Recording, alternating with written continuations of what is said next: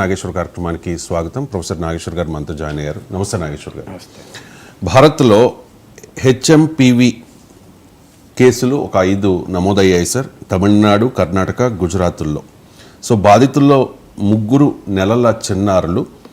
పాత వైరస్సే, ఇది ప్రాణాంతకం ఎట్టి పరిస్థితుల్లోనూ కాదు అని చెప్పి కేంద్ర ప్రభుత్వం చెబుతోంది. నిరంతరం పర్యవేక్షణ జరుగుతోంది అని చెప్పి కేంద్ర రాష్ట్ర ప్రభుత్వాలు కూడా చెప్తున్న పరిస్థితి. ఇది మహమ్మారి కాదు, మామూలు వైరస్సే, ఇది గతంలో కూడా ఉంది, భయపడాల్సిన అవసరం లేదు అనేది ప్రభుత్వాలు అలాగే వైద్యులు చెబుతున్నమాట. నిజంగా భయపడాల్సిన అవసరం లేదా? ఒక ప్యానిక్నెస్ అనేది క్రియేట్ అవుతోంది సార్ దేశవ్యాప్తంగా. అంటే ప్యానిక్ క్రియేట్ కావటానికి కారణము ఈ వైరస్ గురించి తెలుసు కాదు, ఈ వైరస్ ప్రభావాన్ని చూసి కాదు. అంటే వైరస్ గురించి తెలిసి ఈ వైరస్ ప్రభావాన్ని చూసి ప్యానిక్ అయితే అది రియల్ ప్యానిక్. ఈ ప్యానిక్ ఇది మోర్ సైకాలజికల్ ఇన్ క్యారెక్టర్. దానికి కారణం ఏంటంటే, ఒకటి ఇది కూడా చైనాలో కేసెస్ పెరగడము, చైనా పట్ల అనుమానంతో ప్రపంచం ఉండడము, కోవిడ్ కూడా చైనా నుంచి స్టార్ట్ అయ్యి వుహాన్లో ప్రపంచమంతా బీభత్సం సృష్టించడం ఒక కారణము.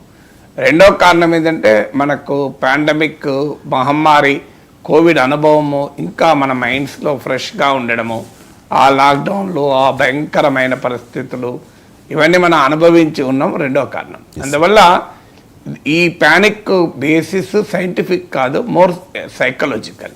సైంటిఫిక్ బేస్ ఎప్పుడవుతుంది అంటే, ఈ వైరస్ను స్టడీ చేసిన శాస్త్రవేత్తలు ఇది చాలా ప్రమాదకరమని గుర్తించినప్పుడు, లేదా అనుభవంలో ఇది చాలా విస్తృతంగా మన పైన ప్రభావం చూపుతున్నప్పుడు ఆ ప్యానిక్ నిజమైన ప్యానిక్. ఇది నిజమైన ప్యానిక్ కాదు, ఇది సైకలాజికల్ ప్యానిక్, ఇది ఎమోషనల్ ప్యానిక్. అంటే ఒక భయోత్పాతాన్ని చూసిన ఎవరైనా ఒక భయోత్పాతం వస్తుందేమోనన్న అనుమానం ఉండడంలో ఆశ్చర్యం లేదు.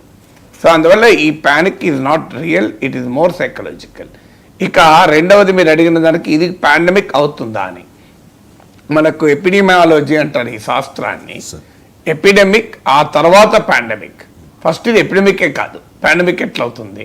పాండమిక్ అంటే మహమ్మారి, ఎపిడెమిక్ అంటే ఒక ఉపద్రవం లాంటిది. ఇప్పుడు కలరా ఎపిడెమిక్ అంటారు. అంటే పెద్ద ఎత్తున కలరా కేసులు వ్యాపించినప్పుడు దాన్ని కలరా ఎపిడెమిక్ అంటారు. ఎపిడెమిక్ యొక్క నెక్స్ట్ స్టేజ్, చాలా సివియర్ స్టేజ్ పాండమిక్స్. మొదట మనకు అర్థం కావాల్సింది, pandemics do not అక్కర్ so frequently. అంటే ఇప్పుడు ఉదాహరణకు మీకు లాస్ట్ పాండమిక్ మనకి ఎప్పుడు వచ్చింది? ఒక 100 years క్రితం వచ్చింది. కలరా. సో కలరా కాదు, కలరా ఎపిడెమిక్, పాండమిక్ కూడా కాదు. మనకు అప్పుడు ఆ టైంలో మీకు నియర్లీ 100 years కింద వచ్చింది ఫస్ట్ అప్పుడు మనకు పాండమిక్. సో అప్పుడు పెద్ద ఎత్తున జనం చనిపోయారు ఆ రోజుల్లో. సో కానీ pandemics are comes once in a century. చాలా తొందరగా రావు, 2 ఏళ్లకు 3 ఏళ్లకు 5 ఏళ్లకు అని రాదు, ఇది మొదటిది. అందువల్ల ఈ ఎపిడమిక్లే చాలా రేర్గా వస్తాయి, ఎపిడమిక్స్ కూడా అంత ఫ్రీక్వెంట్గా రావు.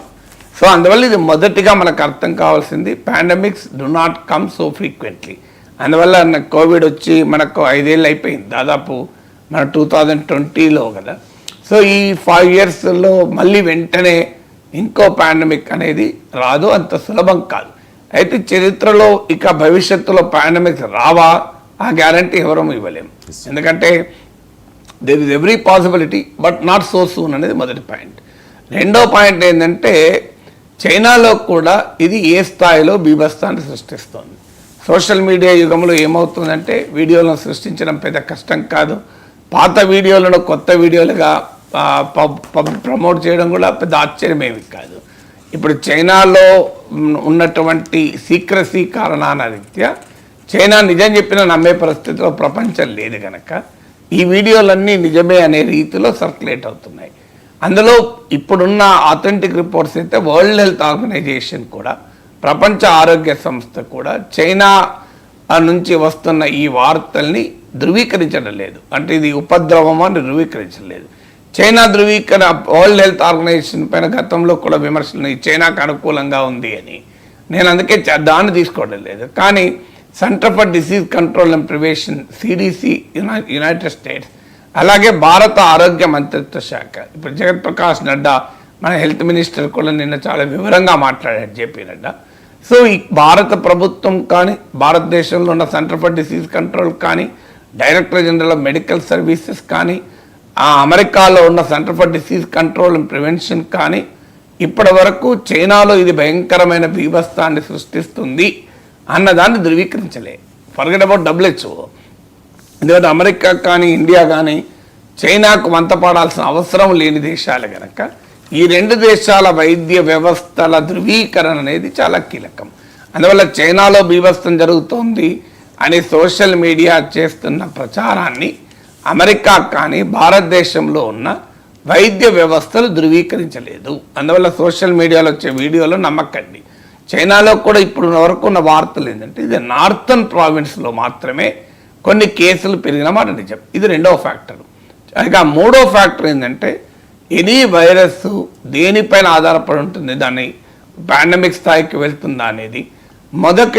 మొదటిది ఈ వైరస్ స్వభావం ఏంటి అని. ఇది కోవిడ్ వైరస్ ఫ్యామిలీ నుంచి వచ్చిన వైరస్ కాదు. ఇది చాలా కీలకమైన పాయింట్, మనకు అందరికి అర్థం కావాల్సింది. శాస్త్రవేత్తలు చెప్పేది వైరస్లు కూడా డిఫరెంట్ ఫ్యామిలీస్ నుంచి వస్తాయి. ఇది RSV అనే వైరస్ ఇప్పటికే మనకు ప్రపంచంలో సర్క్యులేట్ అవుతూ ఉంది. RSV అనే ఫ్యామిలీ, RSV ఇప్పుడు HMPV human metapneumovirus ఒకే ఫ్యామిలీకి చెందినవి. కోవిడ్ అనేది వేరే ఫ్యామిలీకి చెందింది. ఇప్పుడు మీకు అది ఎనిమల్స్లో కూడా ఒకే ఫ్యామిలీ ఉంటుంది, వెజిటబుల్స్లో కూడా ఒకే ఫ్యామిలీ ఉంటుంది. ఇప్పుడు మీకు చిక్కుడుకాయ, అలచంతకాయ, బొబ్బర్లు ఇవన్నీ ఒకే రకంగా ఉంటాయి. అందువల్ల this is a similar family కాదు, కోవిడ్ ఫ్యామిలీ వైరస్ కాదు ఇది. అందువల్ల ఆ మ్యుటేషన్ ఏదో అనుకొని కరోనా యొక్క రూపాంతరాల్లో భాగం అనుకుంటే పొరపాటు. రూపాంతరం కాదు, ఫ్యామిలీయే వేరు. ఇది మనకు థర్డ్ ఫ్యాక్టర్. ఫోర్త్ ఫ్యాక్టర్ ఏంటంటే ఈ వైరస్ గురించి మనకు ఇప్పటికీ తెలుసా తెలియదా? తెలిస్తే దానికి తగ్గట్టుగా మన ప్రిపరేషన్ అవుతుంది, తెలియకపోతే మనం ప్రిపేర్ కాలేము. సో ఇక్కడ